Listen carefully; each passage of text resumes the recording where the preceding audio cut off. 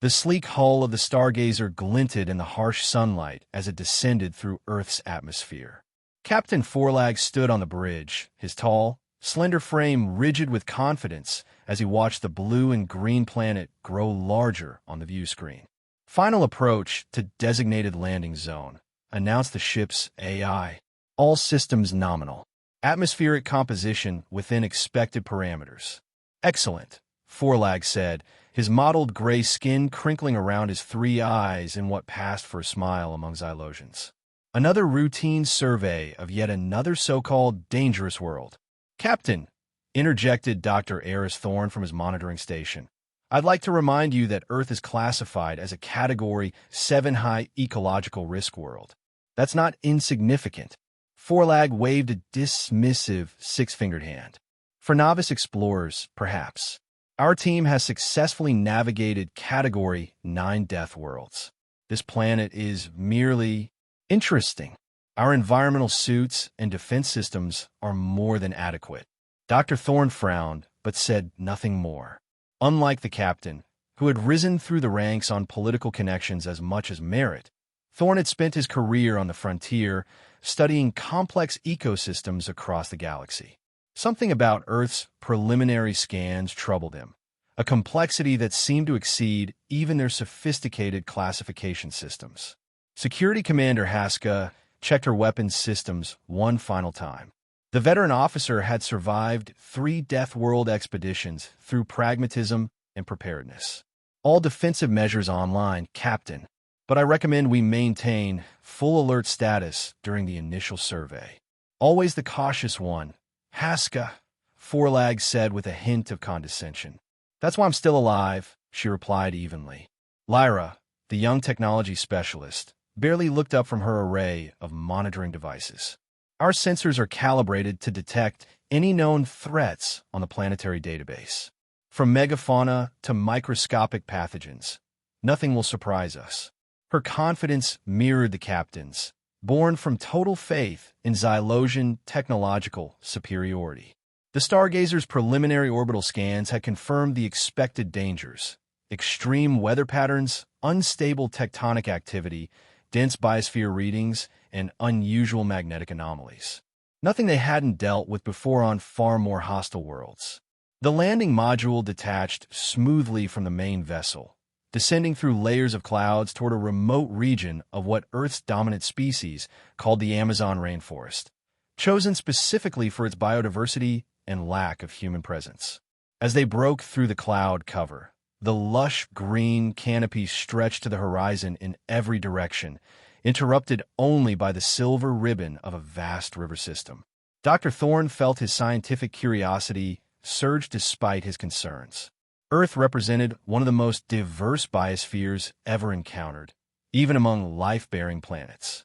The landing module touched down in a small clearing, deploying stabilizers into the soft ground.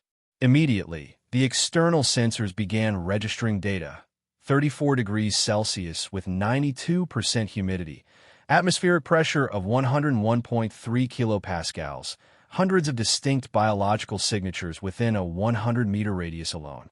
Environmental suits at full protection, announced Forelag as the team prepared to disembark. Remember your training. This may be only a Category 7, but complacency kills.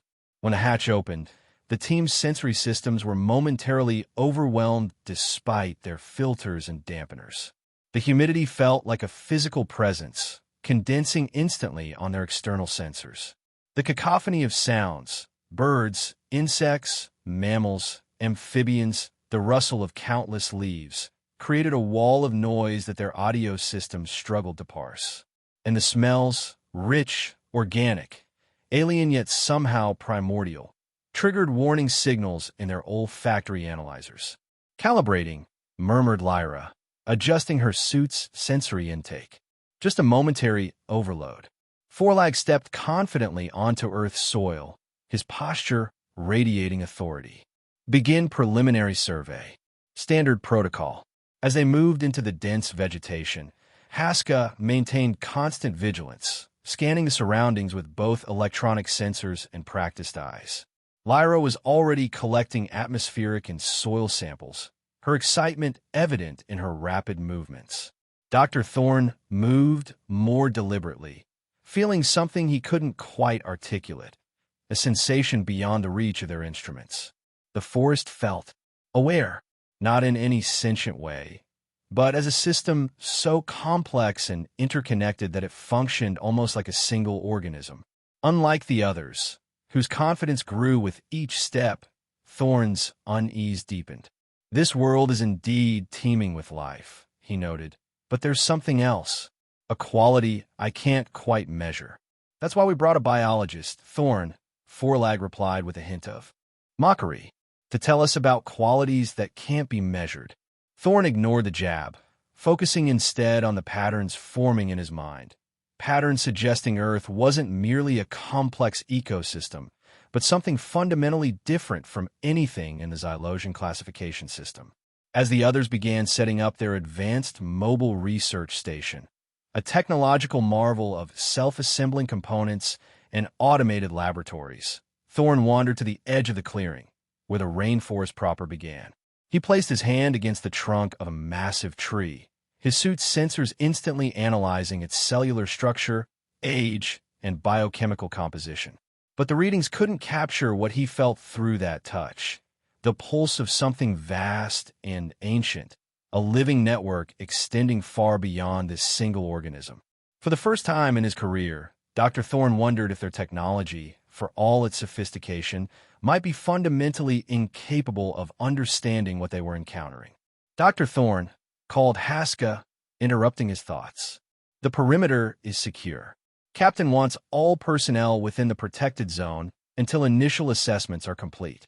Thorne nodded and returned to the camp, where the mobile research station had already established itself as a gleaming outpost of Xylosian technology amidst the primal wilderness of Earth. Over the next 3 days, the team settled into their research with growing confidence. The cataloging of larger fauna proceeded according to expectations. They documented massive constrictors identified as anacondas, spotted feline predators, jaguars, and armored semi-aquatic reptiles, caimans. All presented recognized danger patterns easily managed by their deterrent technology. Atmospheric and geological analyses showed greater complexity than anticipated, but remained within acceptable parameters for Xylosian exploration protocols. Captain Forelag grew increasingly smug as each report seemed to confirm his initial assessment. Earth was indeed a Category 7 world, challenging but entirely manageable for an elite team with their resources. We'll complete the preliminary survey in half the allocated time, he announced on the evening of the third day. The Central Survey Authority will be most pleased with our efficiency. But Dr. Thorne had begun noticing inconsistencies that troubled him deeply. During his microbial sampling, he observed bacteria and microorganisms displaying adaptation rates far beyond expected parameters when exposed to their probe technology. Some strains seemed to be actively responding to the foreign presence, modifying their behavior in ways that suggested an almost purposeful reaction. More disturbing was his discovery of a vast underground fungal network extending throughout the surrounding forest. This mycelial web showed signs of energy exchanges that interfered with their more sensitive instruments, subtle bioelectric fields that seemed to ripple outward from their camp in patterns too regular to be random fluctuation. Even the insect populations exhibited behaviors that defied easy categorization. Massive swarms would appear to avoid areas being actively scanned, only to concentrate at temporary weak points in the defensive perimeter, as if probing for vulnerabilities. When Thorne brought these observations to Forelag, the captain dismissed them as coincidental patterns being overinterpreted by an imaginative mind. "You're seeing intelligence where there is only evolved behavior," Forelag said condescendingly. "These are merely adaptive responses developed over millions of years of evolution." "That's just it, Captain," Thorne argued. "These aren't merely adaptive responses. They're coordinated across completely different species and biological kingdoms. It's as if what, Doctor? The planet is thinking? Please keep your mystical hypotheses out of the official record." Lyra was more receptive to Thorne's concerns, though her faith in their technology remained unshaken. I've noticed some unusual energy patterns in the subsoil readings, she admitted privately. Nothing that compromises our mission, but interesting anomalies. On the fifth day, these interesting anomalies became impossible to ignore. Without warning, the weather monitoring systems failed to predict a massive localized flash flood that swept down from the nearby highlands, nearly washing away the eastern section of their camp. Only Haska's quick response in deploying emergency containment fields prevented significant loss of equipment. As they assessed the damage, Forlag blamed incomplete weather data, while Thorne became convinced of something far more troubling. The flood hadn't been a natural occurrence, but a response from the environment itself. We need to reconsider our entire approach, Thorne insisted during the emergency meeting that followed. This planet isn't just a collection of hazardous elements. It's an integrated system that appears to be reacting to our presence. Nonsense, Vorlagsnept. A meteorological anomaly doesn't constitute planetary consciousness. I'm not suggesting consciousness as we understand it, Thorne countered, but something between instinct and awareness, a planetary-scale biological response mechanism. Haska, practical as always, interrupted the theoretical debate. Whatever caused the flood, we have a more immediate problem. Long-range communications with the Stargazer are experiencing increasing interference. And it's not weather-related. Lyra confirmed this with evident concern. The disruption pattern doesn't match any known atmospheric or electromagnetic phenomenon. It's almost as if it's biologically generated. Forlag's confidence finally showed signs of wavering. That's impossible. No biological system could generate interference at those frequencies. No biological system we've previously encountered, corrected Thorne. But Earth is proving to be full of surprises. The decision was made to send a small expedition deeper into the rainforest to investigate the source of the biological energy signatures and collect more complex samples. Despite Forlag's reluctance to split the team, the need for answers outweighed caution. Dr. Thorne would lead, accompanied by Haska for security and Lyra to operate the specialized sensing equipment. Forlag would remain at the base camp to coordinate recovery efforts and maintain what tenuous communication they still had with the orbiting Stargazer. The expedition set out at dawn, following the strongest bioelectric readings into increasingly dense jungle.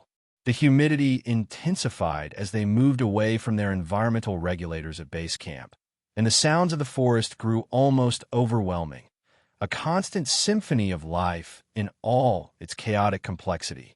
6 hours into their journey, Lyra's instruments detected an anomalous structure ahead. I'm reading artificial geometries inconsistent with natural formation, she reported excitedly. Possible ruins or archaeological site. What they found as they pushed through a curtain of vines exceeded anything they had expected. Stone structures, clearly artificial but ancient beyond reckoning, emerged from the forest floor. Weathered by centuries of growth, the ruins nevertheless displayed precision engineering and complex symbolic carvings unlike anything in their database of Earth's known civilizations. This architecture doesn't match any recorded human culture, Thorne said, his voice hushed with wonder. And look at these symbols. They appear to reference biological systems, energy flows through living networks. Haska maintained her vigilance, weapon ready. Something doesn't feel right. The ambient noise level has dropped significantly. She was correct. The constant background chorus of the rainforest had diminished to an eerie quiet, broken only by occasional distant calls. As they explored the ruins, Thorne noticed fungal growths unlike any he had previously cataloged, thread-like structures with a faint bioluminescent quality that seemed to pulse in synchronized rhythm. These patterns, he muttered, studying one wall covered in glowing filaments. They mirror the larger mycelial networks I detected around our camp, but far more concentrated, more organized. Before Lyra could take comprehensive readings, the quiet forest erupted in biological activity. The fungal structures throughout the ruins began releasing luminescent spores that filled the air around them. The light pulsed in wavelengths that interfered with their suit sensors, creating momentary gaps in their perceptual systems and inducing minor auditory hallucinations. Whispered sounds just at the edge of comprehension. "Defensive positions," shouted Haska, but her voice sounded distant, distorted. Through the disorienting fog of spores, they failed to notice the approaching threat until it was almost upon them. A predator unlike anything documented in Earth's known biology. The creature defied easy classification, seeming to exist at the intersection of plant and animal. Vine-like appendages moved with predatory purpose, while leaf-shaped sensory organs tracked their movements with evident intelligence. It struck with terrifying speed, multiple vine limbs lashing out at once. The first attack was clearly strategic, targeting their communications equipment and sensor arrays with precision that spoke of more than instinct. The second wave of attacks focused on Haska, identifying her correctly as the primary defensive threat. Despite her combat training and enhanced reflexes, Haska was overwhelmed by the sheer number of attacking appendages. As she fired her weapon, the creature released a cloud of paralytic spores directly into her face shield's air intake. She collapsed, limbs rigid, as Thorn and Lyra retreated, dragging their fallen comrade toward a defensive position among the ruins. The predator didn't pursue immediately, instead holding position as if assessing them. This hesitation allowed Thorn and Lyra to establish a temporary shelter in a partially collapsed structure, deploying their remaining functional defensive measures. "What was that thing?" gasped Lyra, her technological confidence severely shaken. "Something that shouldn't exist according to our understanding of Earth biology," Thorn replied grimly, examining Haska's condition. "A highly evolved symbiotic organism, perhaps a composite life form that combines aspects of multiple kingdoms." Haska's condition deteriorated rapidly. The paralytic toxins had penetrated her environmental suit through vulnerabilities created during the attack, and strange microscopic parasites were now attempting to bypass her epidermis. The medical analysis unit couldn't identify the compounds, much less synthesize an effective antidote. "This is beyond our medical capability," Thorn admitted. "The toxins are adapting to our countermeasures faster than the system can respond." They attempted to contact base camp, but the bioelectric interference had intensified to the point of rendering all communication impossible. They were effectively cut off, with a critically injured team member in a hostile environment that seemed increasingly to be acting with coordinated intent. "This can't be happening," Lyra whispered, checking her failing equipment. "This is supposed to be just a Category 7 world." Thorn's mind raced through possibilities, correlating everything they had experienced since landing. The adaptive microorganisms, the responsive fungal networks, the coordinated insect behavior, the unpredicted flood, and now this attack by a creature that seemed designed specifically to counter their technology and tactics. "I believe we're dealing with something unprecedented," he finally said. "Not just an ecosystem, but a planetary-scale biological network with distributed intelligence. An extreme version of what Earth scientists once called the Gaia hypothesis. The biosphere isn't just interconnected. It's functionally unified, capable of sensing, responding, and possibly even planning." That's impossible," Lyra stammered. "No biological system could achieve that level of integration or response speed." "Why not?" "We're thinking in Xylosian terms. Individual consciousness, centralized intelligence. But what if Earth evolved a completely different paradigm? Intelligence distributed across billions of organisms, from microbes to mammals, all contributing to a collective planetary awareness." Lyra looked skeptical, but couldn't offer an alternative explanation for what they were experiencing. More pressingly, Haska's condition continued to worsen. Her life signs fluctuated dangerously, and the unknown parasites were spreading through her system.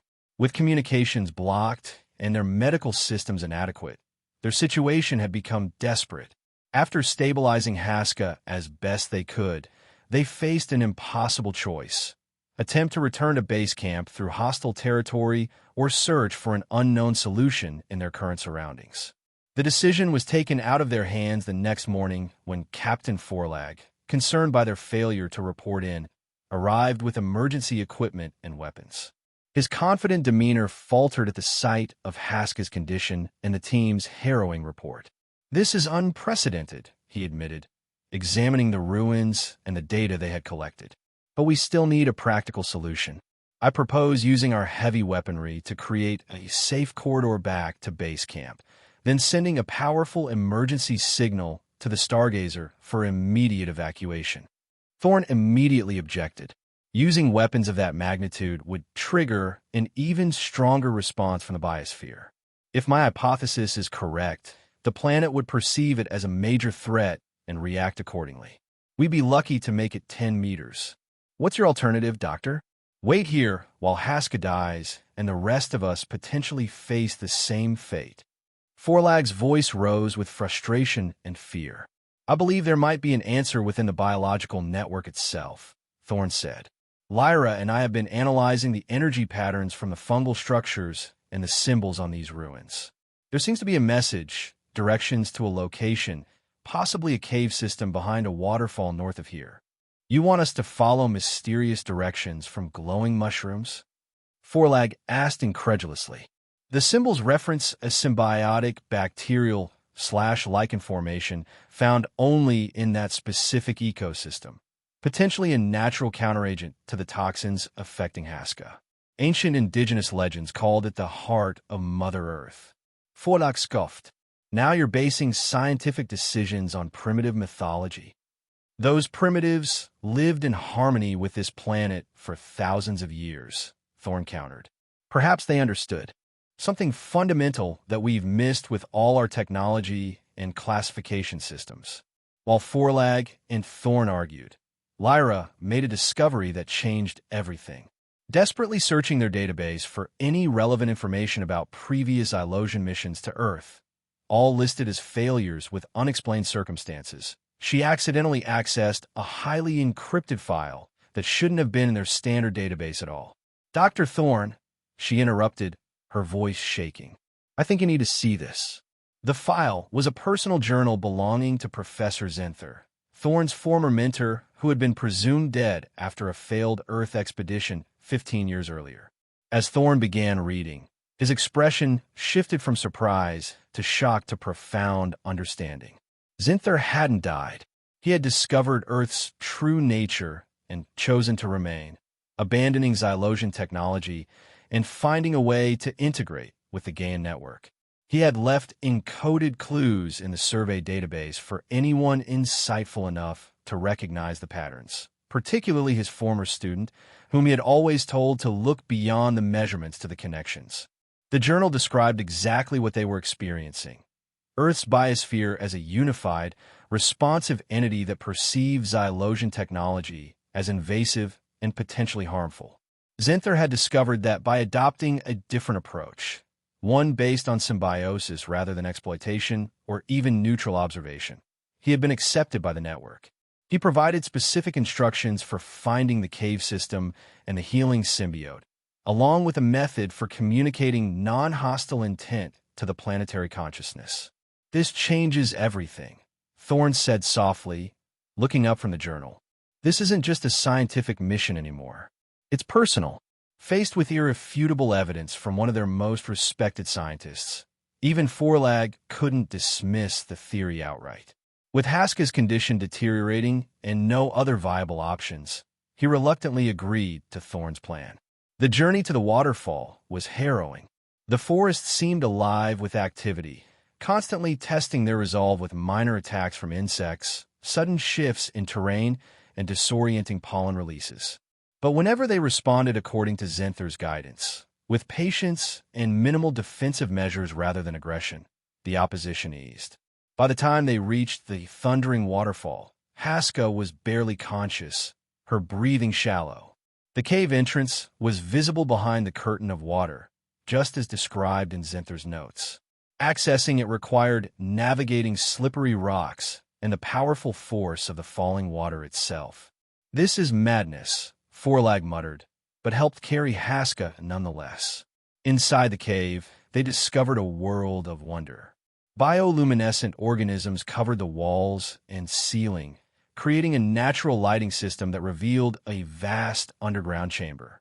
The air was filled with a fine mist of mineral-rich water, and the stone floor was covered with an intricate pattern of lichen and small fungal growths that seemed to glow in response to their presence. As they ventured deeper, following Zenther's directions, the passageway opened into an enormous cavern, the heart he had described. Here, the bioluminescence intensified, creating a breathtaking display of light that pulsed in complex patterns. The walls were lined with a dense network of intertwined lichens, fungi, and bacteria that created a living tapestry of blues, greens, and purples. The energy field here was strong but stable, unlike the chaotic disruptions they had experienced earlier. Their remaining functional sensors detected an extraordinarily complex biochemical exchange occurring throughout the chamber, a perfect symphony of life at its most fundamental level. Guided by subtle environmental cues and the remnant influence of Zenther encoded in the network, they located the symbiotic formation described in the journal, a particular combination of bacteria and lichen that grew only on certain rock formations near small pools of mineralized water. With careful precision, they collected samples without causing damage to the larger network. When applied to Haska's wounds and administered in a suspension through her medical system, her condition began to stabilize almost immediately. The foreign toxins and parasites were not so much destroyed as incorporated, transformed from invaders into neutral participants within her body systems. During this process, Thorn experienced something extraordinary. As he knelt beside one of the pools, his hands submerged in the water while monitoring Haska's recovery, he felt a momentary connection to something vast and incomprehensible, a nonverbal communication from the planetary consciousness itself. It wasn't hostile, as they had feared, but ancient and protective. In that brief communion, Thorn understood that Earth wasn't defending against them specifically, but against a pattern of behavior it had evolved to recognize as potentially destructive. The ruins they had discovered weren't solely human constructions, but the result of an ancient symbiosis between early humans and the Gaian network, a partnership largely forgotten by modern civilization.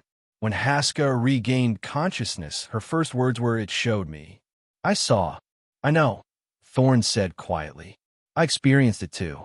Even Forlag and Lyra, though they hadn't shared the direct communication, had felt something profound in the chamber, a sense of being in the presence of something far older and more complex than their civilization had ever encountered. As Haska recovered enough for travel, they prepared to return to the surface. The interference that had blocked their communications diminished significantly, allowing weak contact with the Stargazer. The ship was preparing for emergency evacuation based on the concerning data patterns they had been receiving. The journey back to the base camp was remarkably unhindered. The forest that had seemed so hostile now felt, if not welcoming, at least neutral to their passage. Organisms that had previously attacked them maintained their distance, observing but not engaging. Upon reaching the camp, they found their equipment largely untouched, but surrounded by an unusual growth of protective fungi that had apparently prevented damage from another unexpected weather event during their absence. Captain Forlag stood in the center of the camp, his worldview fundamentally shaken. "Our entire classification system is meaningless," he said, looking at the jungle around them. "Category 7, Category 10, none of it applies here. This planet isn't just dangerous, it's alive in a way we never imagined possible." Haska, still weak but recovering, nodded in agreement. "I've survived 3 Deathworlds through fighting and technology. This one spared me through understanding." Lyra was examining her equipment with new eyes. "The complexity of the biological algorithms at work here, they make our most advanced systems look primitive. We're not just dealing with adaptation. We're seeing real-time problem-solving across an entire ecosystem." Dr. Thorne knew his report to the Central Survey Authority would cause upheaval in the scientific community. It might even end his career if Forlag and the others didn't support his findings. But the truth had to be told. 3 months later, Thorne stood before the Scientific Council on Xylos, presenting his controversial findings. The chamber was filled with skeptical faces, senior scientists and administrators who had built their careers on the current understanding of planetary classification. "Esteemed colleagues," he began, "I come before you today not merely to suggest a reclassification of Earth from Category 7 to a higher threat level. I propose instead that our entire framework is inadequate for understanding what we encountered." Murmurs of disapproval rippled through the audience. Earth is not a death world or an ecological hazard, as we define these terms. It is a living entity, a planetary ecosystem with emergent consciousness or semi-consciousness. It perceives, responds, and adapts at a level our science has never before documented.